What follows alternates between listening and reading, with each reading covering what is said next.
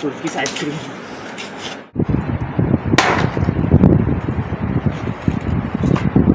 चलो ice field में घूमते हैं, कालू लोग बड़े मजे ले रहे हैं।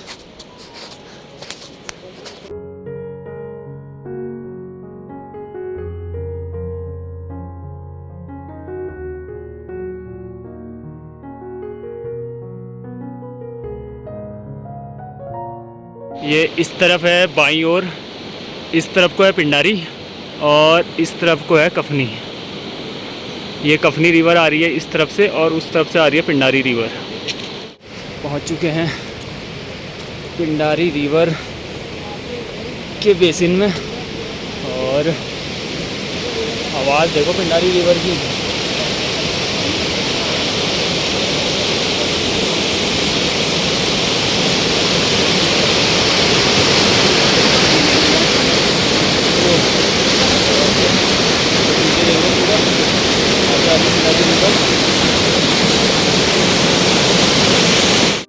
पूरा इधर से आ रही है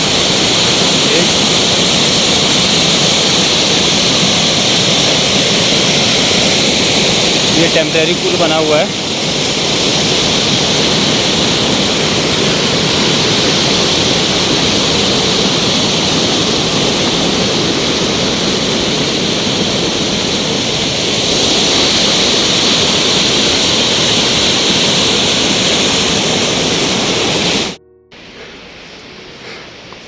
तो ये हैं दो रिवर्स।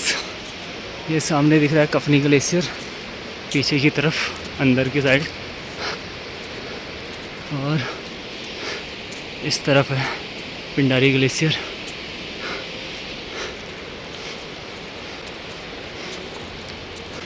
वो सामने रहा द्वाली। 3:30 बजे हैं और पहुंच चुका हूँ मैं द्वाली में। सवेरे 5:30 बजे से चले थे खड़किया से और 3:30 बज गए, यानी 10 घंटे का ट्रैक हो गया। पीछे देखो पूरी बर्फ़, जहाँ तक देखो पूरी बर्फ़ ही बर्फ़ है।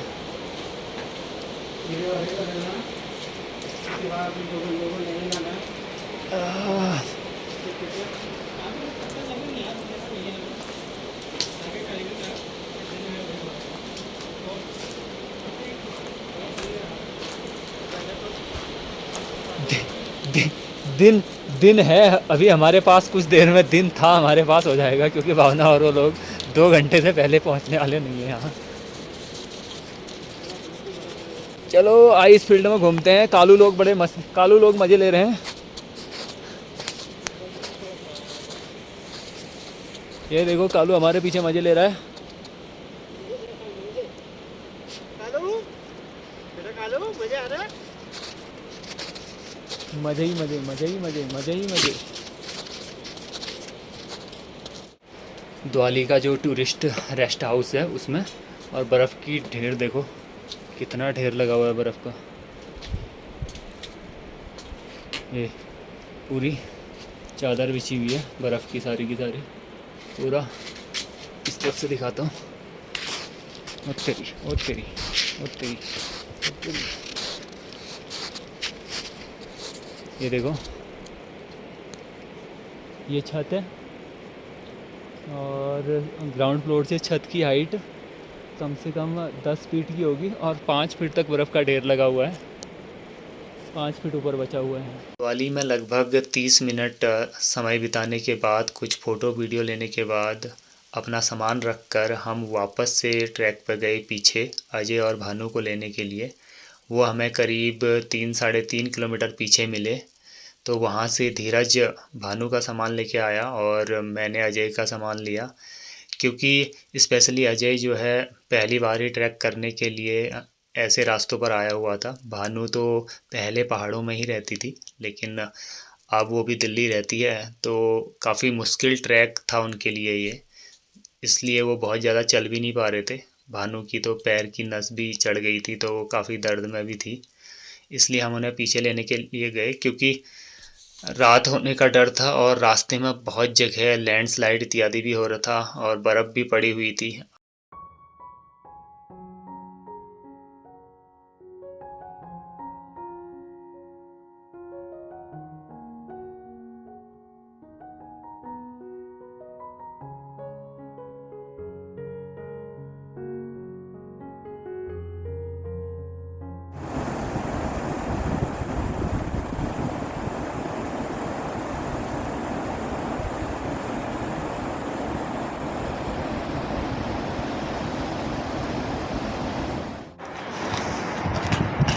और रात के जलाने के लिए लकड़ी का इंतजाम।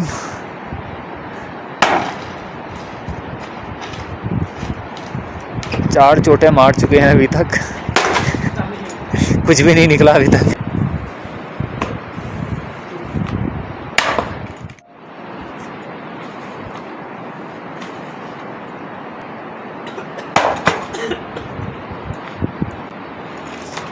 ऐसे खड़ा करके मारना है इसकी खोपड़ी पे, नहीं तो खड़ा कर बैठी फाइंड वो लकड़ सब उसी वैसे में ज़्यादा चोट लगती है ना सही करके। जब भी आप ट्रैकिंग पर आते हैं तो ढेर सारी चीज़ें आपको सीखने को मिलती हैं, क्योंकि घर आपका कंफर्ट जोन होता है, लेकिन जब आप प्रकृति में आते हैं तो प्रकृति आपको ढेर सारी चुनौतियां देती है, आपको संघर्ष करना पड़ता है, आप ढेर सारी चीज़ें सीखते हैं।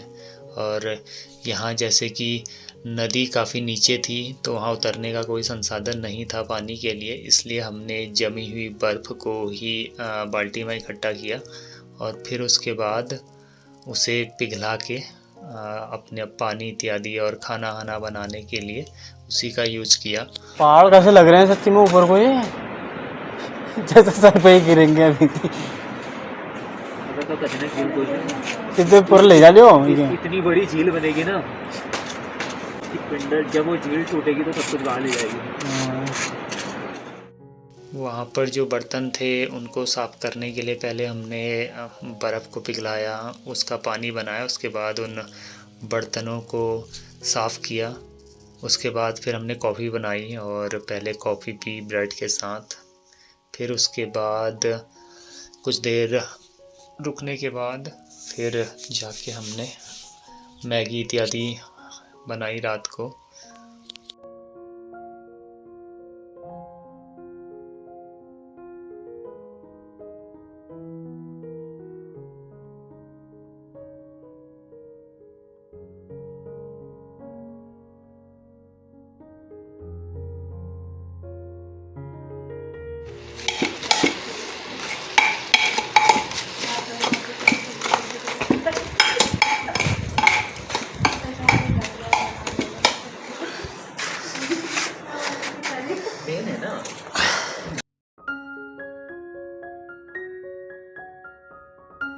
कुछ नहीं है यार, खाली भयंकर। कहीं पकड़े गए तो भयंकर।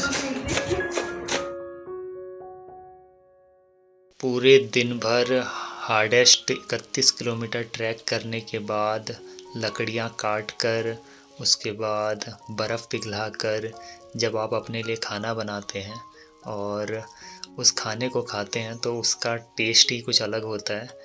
तो इतनी ऊंचाई में लगभग 11-12 हज़ार फीट की ऊंचाई पर मैगी बनाकर उसे खाना वो एक अलग ही बात होती है। तो यही कुछ अलग ही फीलिंग होती है जब आप ट्रैक पे आते हैं और प्रकृति के साथ बहुत सारी चीज़ें सीखने को मिलती हैं, बहुत सारे नए अनुभव आपको मिलते हैं।